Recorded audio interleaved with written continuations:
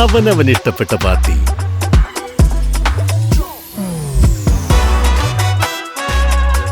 ഹാവൽസ്, ഓരോ ലൈറ്റിലും delight. Dream makers creative ഗ്രൂപ്പിന്റെ നേതൃത്വത്തിൽ മൈൻഡ്സ്കേപ്സ് ചിത്ര പ്രദർശനം നടത്തി. ഡ്രീം മേക്കേഴ്സ് ക്രിയേറ്റീവ് ഗ്രൂപ്പിന്റെ നേതൃത്വത്തിൽ മൈൻഡ്സ്കേപ്പ് ചിത്ര പ്രദർശനം ഒക്ടോബർ 15-ാം തീയതി fort Kochi David hall arts ഗാലറിയിൽ സംഘടിപ്പിച്ചു. 20 പ്രതിഭാശാലികളായ കലാകാരന്മാരുടെ ചിത്രങ്ങൾ ഉൾക്കൊള്ളുന്ന ഈ പ്രദർശനം ഒക്ടോബർ 15 മുതൽ 20 വരെ പ്രതിദിനം രാവിലെ 10 മണി മുതൽ രാത്രി 8 മണി വരെ പൊതുജനങ്ങൾക്ക് തുറന്നിരിക്കും. എൻ്റെ പേര് ബേബി മണ്ണത്തൂർ, മൂവാറ്റുപുഴ അടുത്താണ് എൻ്റെ സ്ഥലം. ഞാൻ ഇന്ത്യൻ നേവിൽ ആർട്ടിസ്റ്റായിരുന്നു ഒരു 34 വർഷം. പക്ഷേ എങ്കിൽ പോലും ഒരു 2015 ശേഷം പൂർണ്ണമായിട്ടും അക്കാഡമിയായിട്ടും അതുപോലെ പൊതുസമൂഹമായിട്ടുള്ള ചിത്രകലയിലൂടെ ഇപ്പോൾ കടന്നു പോകുന്നത്. ഇപ്പോൾ ഈ നടക്കുന്ന എക്സിബിഷൻ ഡ്രീം മേക്കേഴ്സ് എന്ന ഒരു ഗ്രൂപ്പിൻ്റെ 7ാമത്തെ എക്സിബിഷനാണ്. ഇവിടെ ഇപ്പോൾ ഈ 20 ചിത്രകാരന്മാരുണ്ട് പങ്കെടുക്കുന്നവർ. അതിൽ വിവിധമായ വർണ്ണങ്ങൾ, അക്രിലിക്കുണ്ട്, ഓയിലുണ്ട്, വാട്ടർ കളറുണ്ട്, എല്ലാം ചെയ്യുന്നുണ്ട്.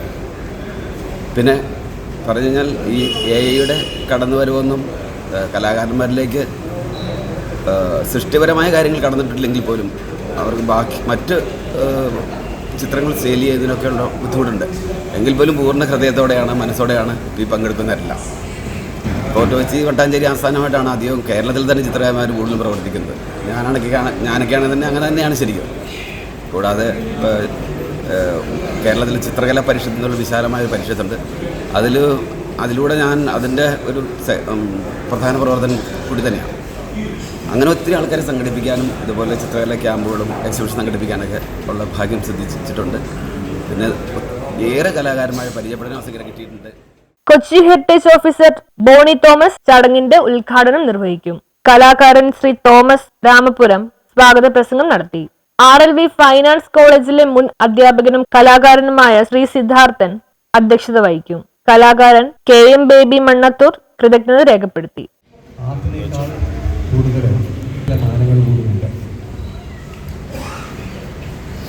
സ്വാഭാവികമാണ് ആർട്ടിനോട് എനിക്കുള്ള താല്പര്യം. അത്ര തന്നെ താല്പര്യമാണ് ഹെറിറ്റേജിനോട് താല്പര്യം.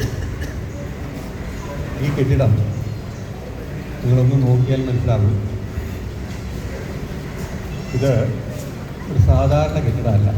സ്ട്രക്ചർ നോക്കിക്കഴിഞ്ഞാൽ നമുക്ക് മനസ്സിലാവും. ഇതൊരു ഡച്ച് ആർക്കിടെക്ചറിൻ്റെ.